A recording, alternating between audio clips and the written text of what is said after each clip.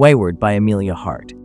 In the year 1919, at the Grand Orton Hall, a young woman named Violet Ayres found herself caught in the stifling expectations of her father and the fluttering excitement of a burgeoning attraction. Violet, with her spirited nature and love for the outdoors, felt a subtle rebellion against the rigid confines of her aristocratic life. She still carried the faint scent of Frederick's cologne in her hair, a lingering reminder of his strong arms catching her during a shooting party earlier that day. Frederick, her cousin, handsome and bearing a slight ache in his shoulder from the day's activities, was a guest at Orton Hall. Violet's father, a stern figure of imposing presence, had cast them a peculiar glance, a fleeting shadow of disapproval that quickly vanished. The afternoon sun began to wane, casting long shadows across the sprawling grounds of Orton Hall. Violet descended the grand staircase, eager to meet Frederick and the others. Her father and Graham, another relation, were not yet present, but Frederick stood waiting in the entrance hall.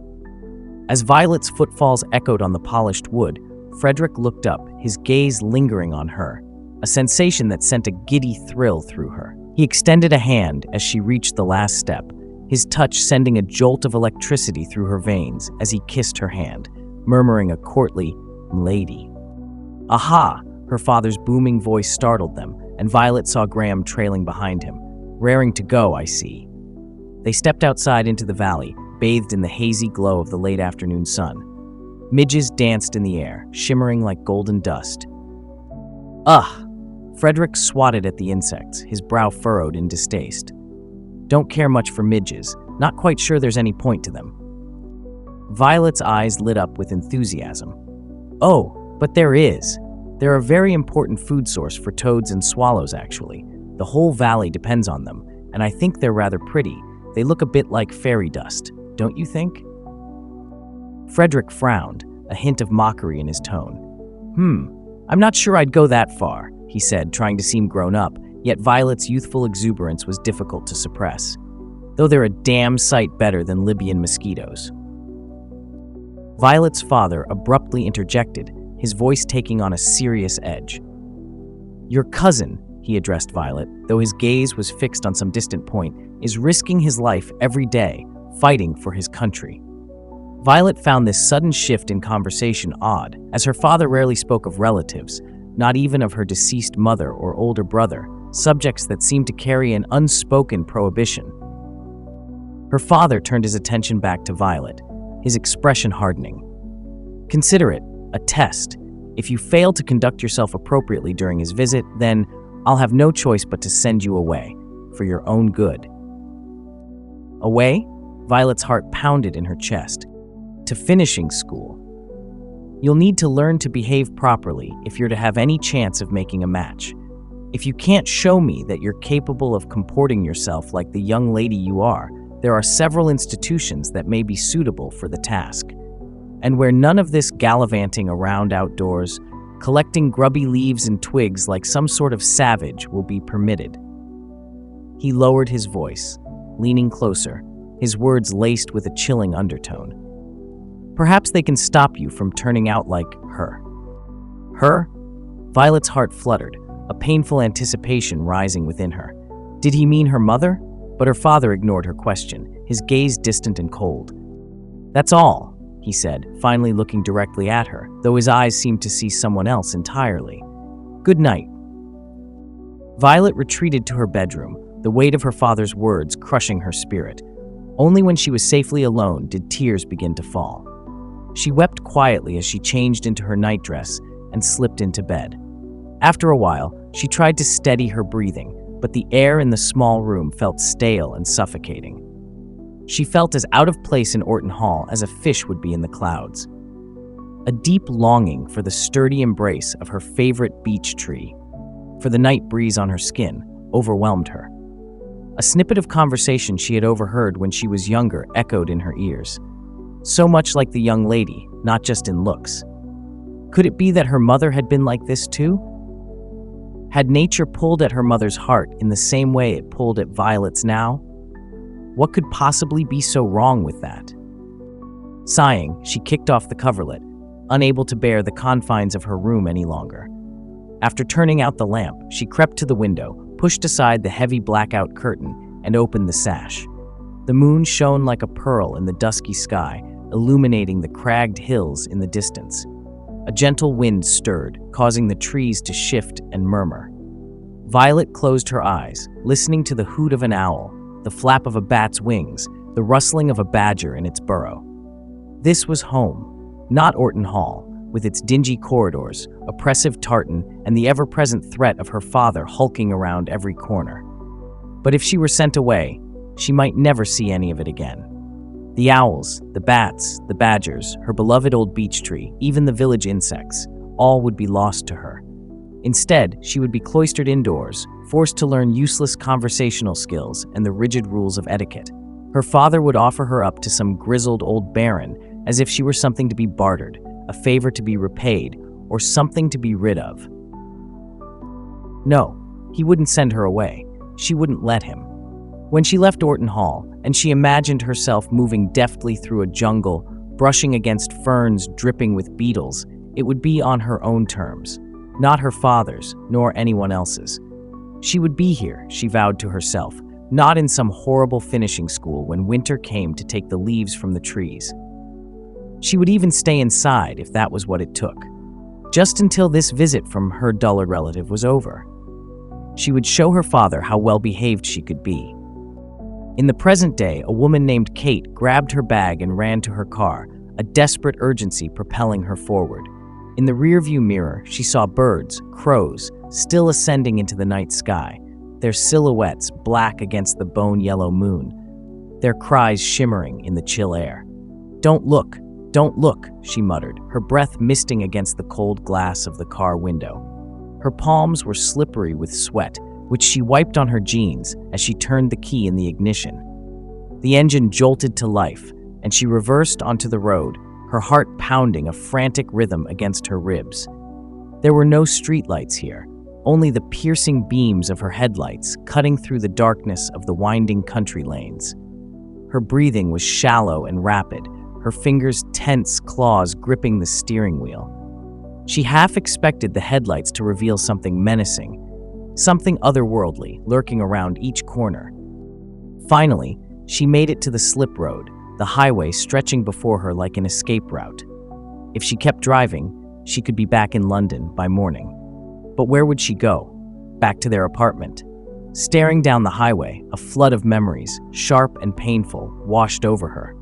The first time she had tried to leave him. It was soon after they had started living together. An argument about her job at a children's publishing house. He'd wanted to quit his own high-pressure job, claiming he couldn't deal with the stress. He'd had a panic attack at work during an acquisition meeting. Simon had picked her up, taken her home to their expensive apartment, and then sat across from her in the living room, the glittering city view behind him haloed by the setting sun, transforming him into a terrible angel. Words crashed over her, accusations and demands. He couldn't cope. He didn't have time to deal with this. There was no point in her working when he earned so much. Her job was useless anyway, he'd sneered. What was the value in a bunch of women nattering about made-up stories for children? Besides, she obviously wasn't very good at it. She barely brought home a quarter of his salary. That last statement did it. It sparked a forgotten fire within her. She looked him in the eye and said what she hadn't been able to tell her kindly colleagues who offered tissues and tea at her desk. Work wasn't the problem. Simon was. His face darkened, a storm gathering behind his eyes. For a moment, everything was still. Kate's breath caught in her throat. Then, without a word, he threw his cup of coffee at her. She turned her face away just in time, but the boiling liquid splashed across her left arm, leaving a vivid pink line of scalded skin. It was the first time he had ever physically hurt her. Later, a scar remained, a permanent reminder. That night, as she packed her things, he begged her not to go, his apologies pouring out, promising it would never happen again, insisting he couldn't live without her. She wavered, even then. The taxi arrived, and she got in. It was the right thing to do, wasn't it? She was supposedly an educated, self-respecting woman. She couldn't possibly stay. She checked into a hotel in Camden, the only place she could find and afford on short notice. a cold, musty room that stank of mice. The window overlooked the street, shaking with every passing car. She lay sleepless until morning, watching the ceiling glow with the passing headlights, her phone vibrating with pleading texts, the burn on her arm throbbing in time with her anxiety. She called in sick to work the next morning and spent the day wandering through markets, staring into the oily depths of the canal, searching for resolve. On the second night, she finally decided to leave him. She left a voicemail. "Kate, I am so sorry that we fought. Please, come back. I can't live without you. I need you, Kate. Please. I've taken some pills." Her resolve evaporated. She couldn't do it. She couldn't let someone else die. She phoned 999. Knowing the paramedics were on their way, she called a taxi. As she drove back, she stared blankly out the window at the neat terraced houses, gleaming dark in the rain, which gave way to images of childhood nightmares. Black wings, beating the air, the road glossy with blood. I am the monster. What if she was too late? A yellow ambulance was parked on the street by the time she got there. She barely breathed as she took the elevator, hating its slowness as it cranked up the building. The front door to their apartment was open. Simon sat on the couch in his pajamas, flanked by two female paramedics, pill bottles glinting on the coffee table in front of them. Unopened. Ice filled Kate's gut. He hadn't taken them at all. He had lied. She stared at him, her face blank. He looked up at her, tears falling freely down his face. "I'm so sorry, Kate. I was so scared that you would never come back." The paramedics didn't notice the blistered skin on Kate's arm. She walked them to the front door, promising to call 999 again if Simon displayed more signs of suicidal ideation, agreeing not to leave him alone and to follow up with a referral to the local psychology team. She shut the door behind them carefully. Simon got off the couch and walked towards her, his breath warm on the back of her neck. Together, they listened to the elevator going down the shaft. "I'm so sorry that I left," said Kate without turning around. "Please promise me you'll never hurt yourself or do anything stupid again." Stupid. She knew as soon as the word left her mouth it was a mistake. "Stupid?" Simon asked, his voice low and dangerous. He gripped the back of her neck tightly and shoved her against the wall. Resigned to her fate, Kate quit her publishing job the next day, surrendering her paycheck, her sense of self, and her strongest link to the outside world. The women at the publishing house had made her feel valued, intelligent, more than just his girlfriend, his plaything. Now, as Kate drove away, she switched off the indicator, the signal clicking to silence as she made a U-turn. Cells knitting together inside her, a wave of nausea rising in her throat. If she went back, if he found out about the baby, he would never let her leave. She turned the car around, heading away from London, heading towards the unknown. The next morning, Kate walked to the village for supplies. The early spring air was cool on her skin, carrying the scent of damp leaves and the promise of new growth. As she shut the front door of Weyward Cottage, swallows burst from the old oak in the front garden, their sudden flight startling her. She flinched, watching them pinwheel into the blue sky before composing herself. The village was just 2 miles away, an invigorating walk. Maybe she could even enjoy it. She set off down the lane, bordered by hedgerows fringed with unfamiliar white flowers like sea foam spilling over the green. A crow squawked, and her heart quickened again. She looked up, craning her neck, feeling dizzy. But there was nothing there, just branches patterning the empty sky, tiny green leaves quivering in the breeze. She walked on, passing an old farmhouse with a sunken roof, sheep bleating in the surrounding fields. Crow's Beck, the village, looked as if it had barely changed in centuries. The only signs of modernization were a BT phone box and a bus shelter. She passed the village green, with its ancient well, a stone structure with a small hut and a heavy iron door. The village jail, once upon a time. She shuddered at the thought of being confined in such a small space, doom closing in.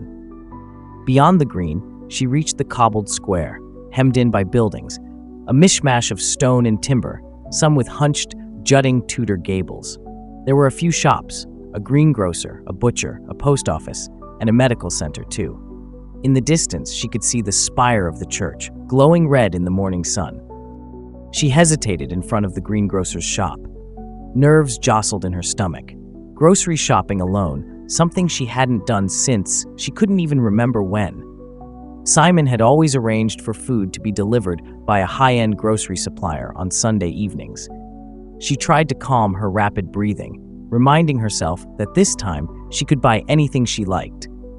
Trestle tables in front of the shop heaved with fresh produce. Rows of apples filled the air with their woody scent. Carrots, half hidden by their great green fronds, and pale mounds of cabbages. Inside, the only other customer was a middle-aged woman, flame-haired, wearing a pink sweater that clashed luridly. Kate smiled as she shuffled past her, stifling a cough at the strong smell of patchouli oil emanating from the woman. The woman smiled back, and Kate quickly turned away, pretending to scrutinize a box of cereal. She felt relieved when the woman left the shop, singing out a cheery goodbye to the cashier. Kate pulled things from the shelves: bread, butter, coffee. She looked down into her basket. Automatically, she had selected Simon's favorite brand of coffee. She put it back on the shelf and swapped it for another. Mumbling a hello, she approached the raw-boned cashier. Interaction she couldn't avoid.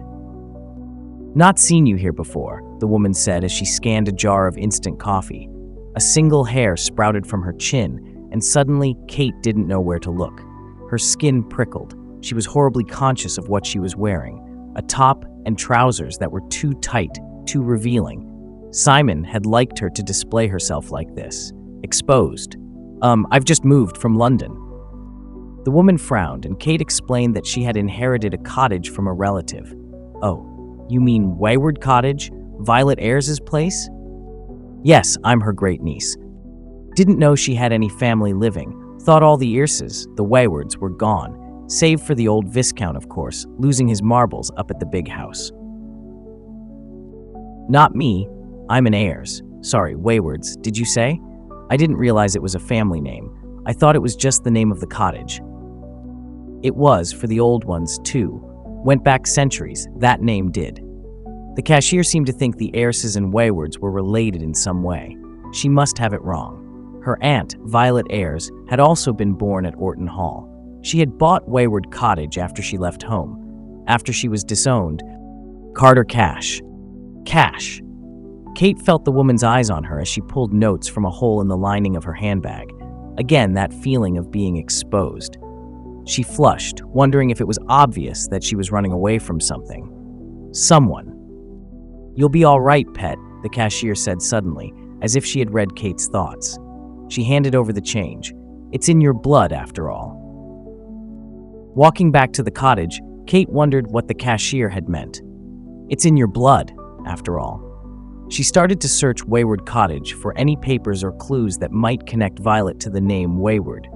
She looked in the drawers of the bedside table and in the cavernous wardrobe. There, she paused for a moment, inhaling the scent of mothballs and lavender that clung to the old clothes. Her great-aunt's clothes were odd, like something from a charity shop. Caftans, linen tunics, a beaded cape with a gunmetal sheen like a beetle's shell. Chunky necklaces hung inside the door, clinking against the age-spotted mirror. She couldn't stop looking at the cape, the way it caught the light. Tentatively, she brushed her fingertips against it, the glass beads cool against her skin.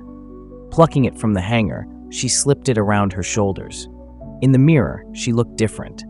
The cape's dark glitter brought something out in her eyes, a hardness she didn't recognize. Shame flushed her cheeks. She was acting like a child playing dress-up. She took off the cape, hurriedly shoving it back onto the hanger. Shutting the wardrobe doors, she caught another glimpse of herself in the mirror. There she was again, clad in clothes he had chosen. Her hair, bleached and perfectly layered, the way he liked it. The woman with the hardness in her eyes was gone. She looked under Aunt Violet's bed. There she found battered hat boxes and sketchbooks filled with mottled pages, annotated drawings of butterflies, beetles, and even tarantulas, and a heavy, square object wrapped in muslin, not a photo album, but a crumbling flank of stone. Turning it over, she saw a striated red imprint of a scorpion. A folder poked out from under the boxes. She yanked it free. The cover was faded and furred with dust, but the papers inside were neatly ordered. Bank statements, utility bills, and several old passports with yellowed pages crowded with stamps. She flipped through one from the 1960s, noting visits to Costa Rica, Nepal, Morocco. Then something familiar caught her eye, a sepia-colored photograph on the first page, a young woman with dark waves of hair, wide-spaced eyes, and a smudge of a birthmark on her forehead. Kate had never seen pictures of her great-aunt as a young woman before, and a shiver ran down her spine, a feeling of deep recognition. In the picture, Aunt Violet looked like her, like Kate. It was the year 1619. In a dimly lit courtroom, Grace, a young woman barely out of girlhood, stood as a witness. She looked impossibly young, small, and vulnerable on the witness stand. Her skin was pale beneath her cap, and her brown eyes were wide with a mixture of fear and confusion. In that moment, it was hard to believe that she was a grown woman of 21. It seemed like only yesterday they were girls, chasing each other through sunlit fields. Summer when they were 13, a vivid memory, sharp and clear. It had been a hot summer, the hottest in decades, her mother had said. They had roamed the village and the surrounding countryside, splashing in the beck, exploring the fells, the heather-covered moors, the mist-shrouded slopes, the craggy peaks. They had climbed so high that Grace had declared she could see all the way to France. France, a distant, mythical place, far away across the sea. One day, they would go and look for it together. An osprey screamed overhead, the sun tipping its wings with silver. Grace had taken Altha's hand, and a lightness had spread through her, soaring like the clouds. Even then, some villagers had feared Altha's touch, whispering about pestilence and plague. But Grace had never been afraid. She knew Altha would never bring her harm. One day, during their adventures, Grace had lost a boot in a bog. She had been nervous about telling her mother, who had barely spoken to Grace on the walk back to the village. Grace's mother, a yeoman's daughter, expected new boots every 12 months. Altha's mother, however, sold cheese and damson jam from dawn till dusk and tended to sick villagers to earn enough money for the cobbler to repair hers. When Grace had come into Altha's cottage, her face streaked with mud and tears, she had told Altha's mother that it was her fault her boot was lost in the mud. She had insisted on giving Altha her spare pair. Altha had worn them for years after, her toes pinched and purple, saving her own worn-out boots for a daughter she might one day have. This was another reason why that summer, their 13th year, was so etched in Altha's mind.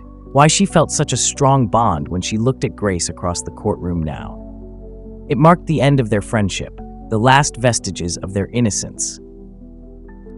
Autumn came, the leaves fell from the beech trees, and then Grace's mother fell sick. Mother woke Altha well before dawn, the candlelight chasing shadows across her face.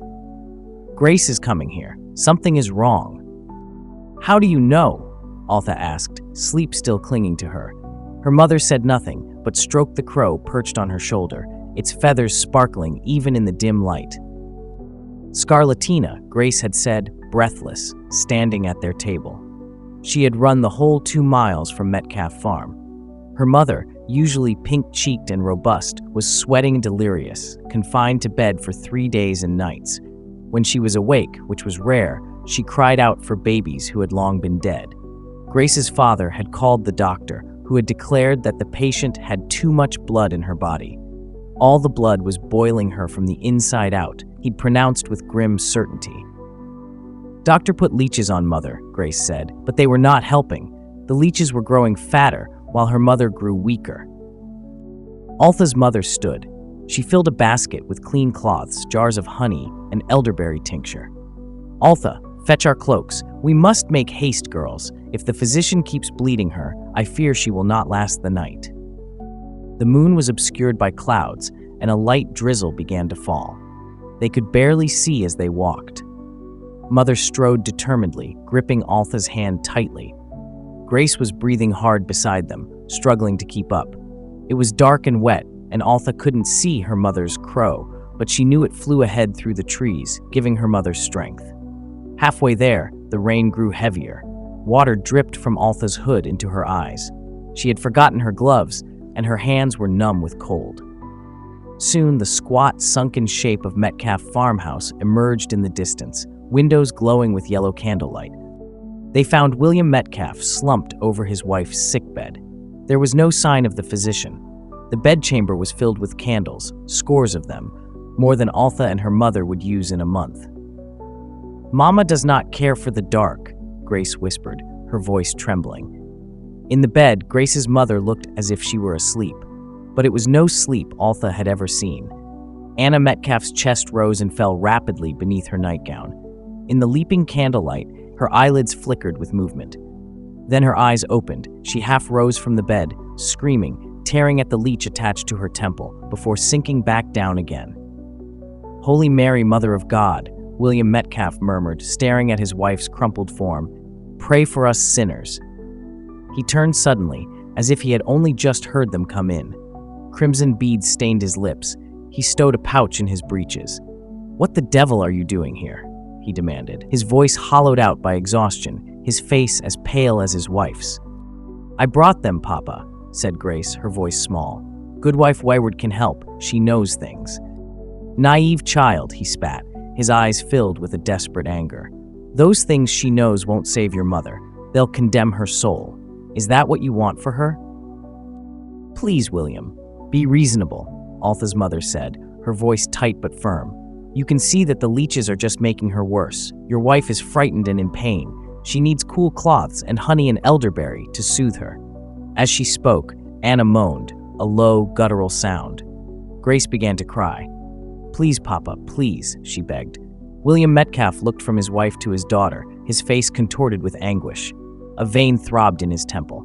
"Aye, but you must stop if I say so, and if she dies, it will be on your head." Altha's mother nodded. She set about removing the leeches from Anna's skin, her movements swift and practiced. She asked Grace to fetch a jug of water and a cup. When Grace returned, Altha's mother knelt beside the bed and tried to get Anna to drink, but the liquid just dribbled down her chin. Instead, she pressed a damp cloth to Anna's forehead. Anna muttered incoherently, her fists clenching and unclenching. Altha sat down next to her mother. "Will you try the elderberry tincture?" "She is very far gone. I'm not sure she will be able to take it in. We may be too late." Altha's mother took the bottle of purple liquid and unstoppered it. She held a dropper over Anna's mouth and squeezed. A dark splash stained Anna's lips. As they watched, Anna's body began to shake violently. Her eyes opened, flashing white. Foam collected at the corners of her mouth. "Anna!" William rushed forward, pushing them out of the way. He tried to hold his wife's body still, but her convulsions were too strong. Altha turned around, seeing Grace standing in the far corner of the room, her hands clamped over her mouth. "Grace, do not watch," Altha said, crossing the room. She placed her hands over Grace's eyes.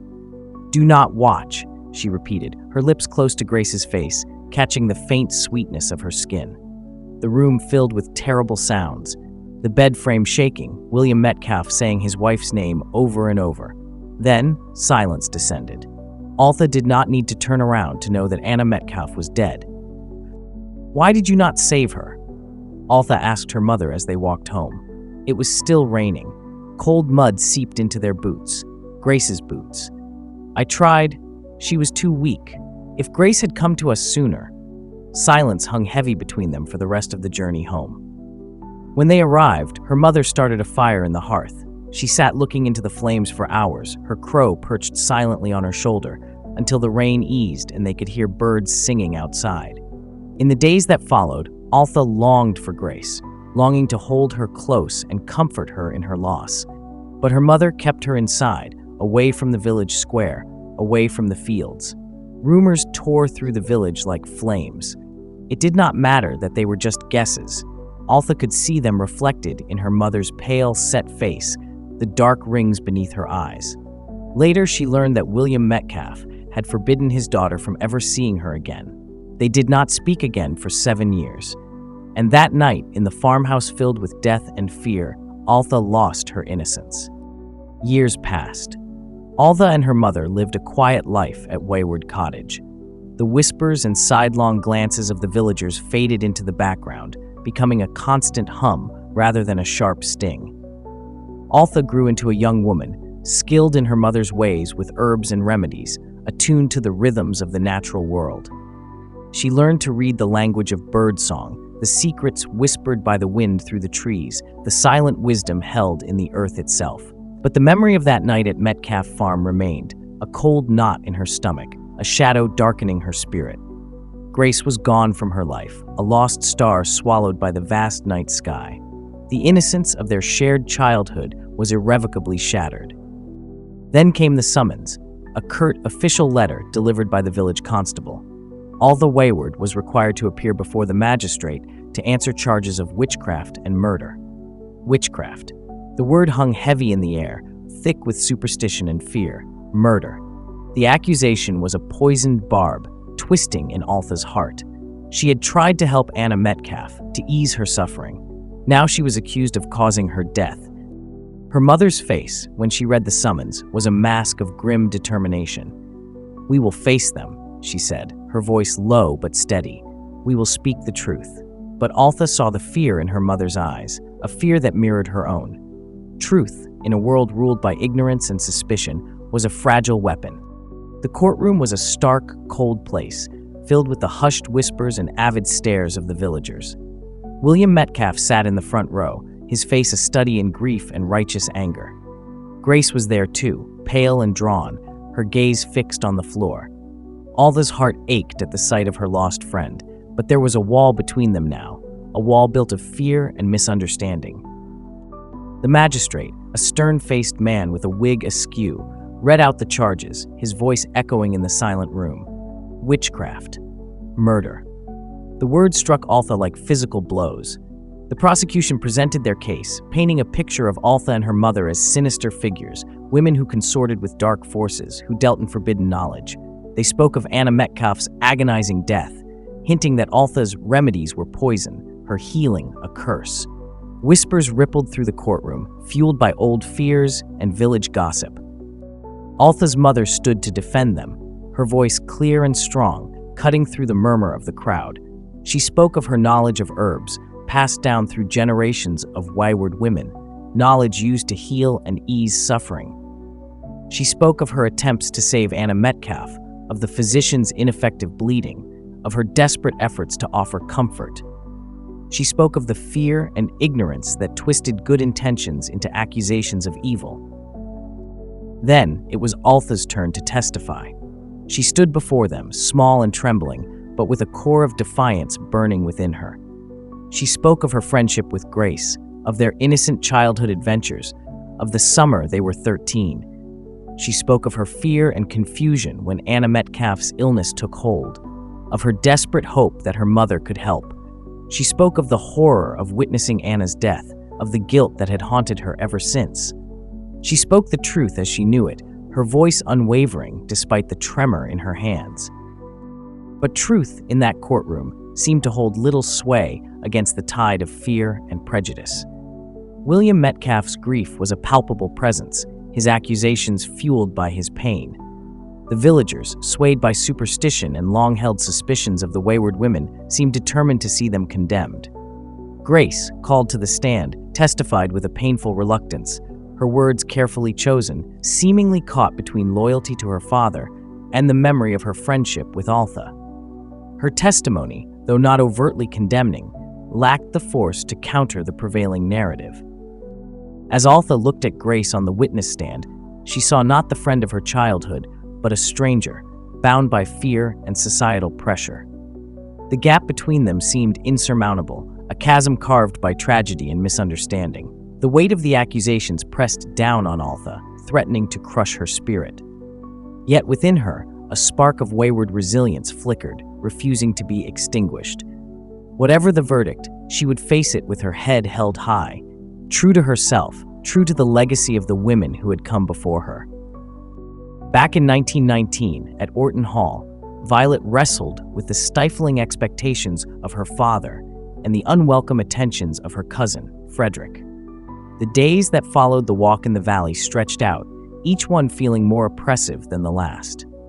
Frederick remained a constant presence, his charm and flattery growing more insistent, his gaze lingering on her with a possessiveness that made her skin crawl despite the initial giddy thrill. Her father, preoccupied with his own affairs and the rigid social rituals of Orton Hall, seemed oblivious to Violet's growing discomfort, or perhaps willfully blind to it.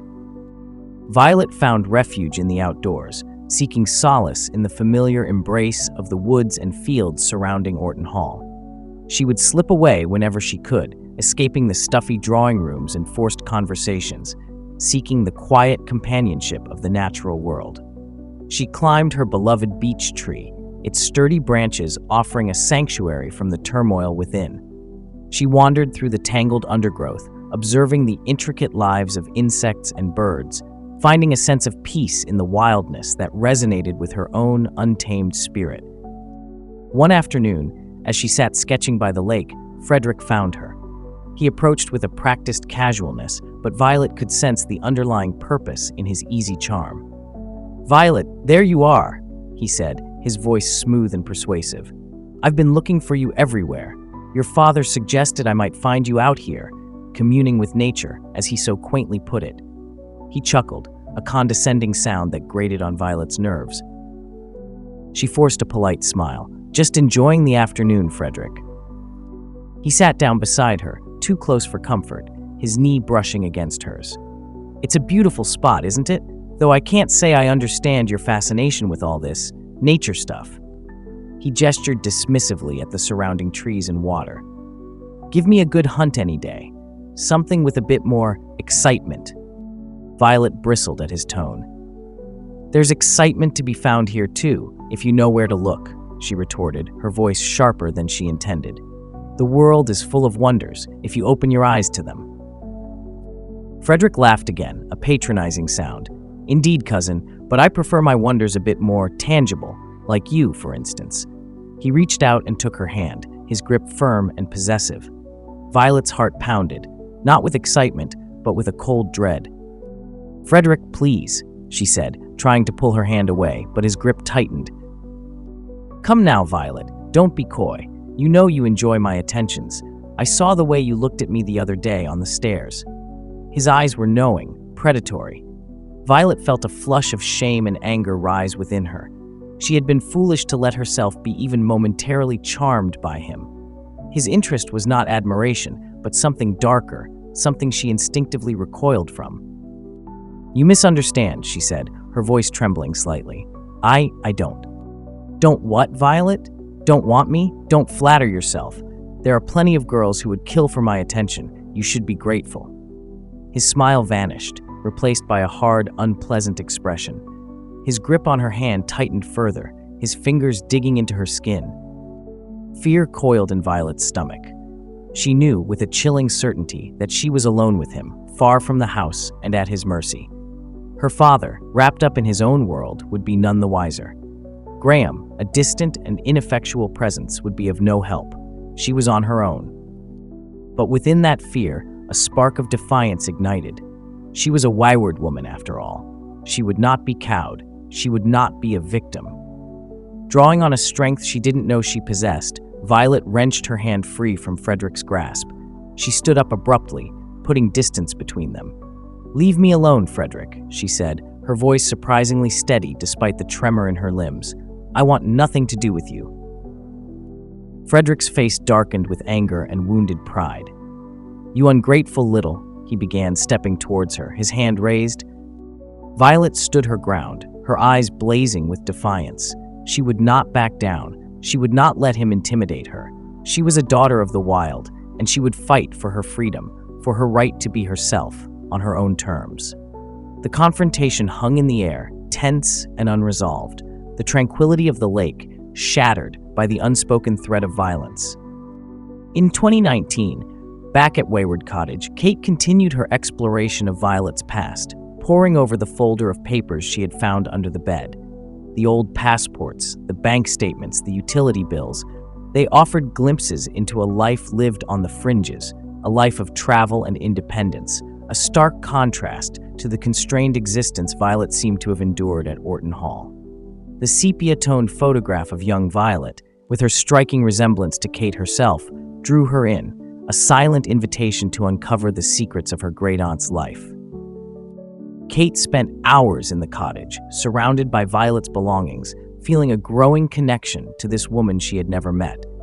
She read through Violet's sketchbooks, marveling at her detailed drawings of insects and plants, her meticulous annotations revealing a keen scientific mind and a deep passion for the natural world. She examined the strange stone object wrapped in muslin, the scorpion imprint, a cryptic symbol that intrigued her. She felt as if she were piecing together a puzzle, each fragment of Violet's life adding to a slowly emerging picture. As she delved deeper into Violet's story, Kate also began to confront her own present situation. The fear and anxiety that had driven her to flee London still lingered, but in the quiet solitude of Weyward Cottage, a new sense of resolve began to take root.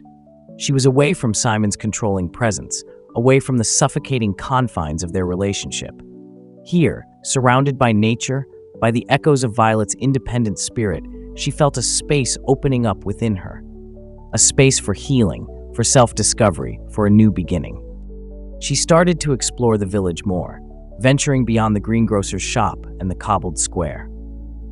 She walked along the beck, the sound of the flowing water soothing her frayed nerves. She hiked in the surrounding hills, breathing in the fresh air, feeling the strength return to her body. She noticed the subtle signs of spring unfolding around her, the first green shoots pushing through the earth, the buds swelling on the trees, the birdsong filling the air with melodies of renewal. One day, she decided to visit the village church, the spire she had seen glowing red in the morning sun.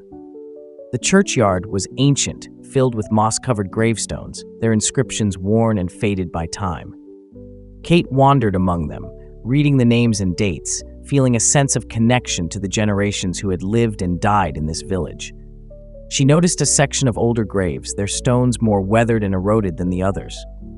Curiosity drew her closer. She knelt down, brushing away the moss from one of the stones, trying to decipher the inscription. The name was barely legible, but she could make out the surname, Weyward. A shiver ran down her spine. Weyward. The name of the cottage, the name the cashier had mentioned, the name that seemed to resonate with some hidden significance. She examined the other stones in the same section, finding more Weyward names, dating back centuries. It was as if she had stumbled upon a hidden history, a lineage of Weyward women buried in this ancient churchyard. The cashier's words echoed in her mind. It's in your blood, after all. Could it be that the name Weyward was more than just the name of the cottage? Could it be a family name, a legacy that connected her to Violet and to generations of women before her? And if so, what did it mean? What secrets did this name hold? Kate felt a pull, a deep, instinctive urge to uncover the truth, to unravel the mysteries of the Weyward women and their connection to this place, to her own life. Her escape to Weyward Cottage was no longer just about running away. It was becoming a journey of discovery, a quest to find herself by understanding the women who had come before her, the women whose blood flowed in her veins. If you enjoyed this book breakdown, please consider liking this video and subscribing to get notified when we post our next book.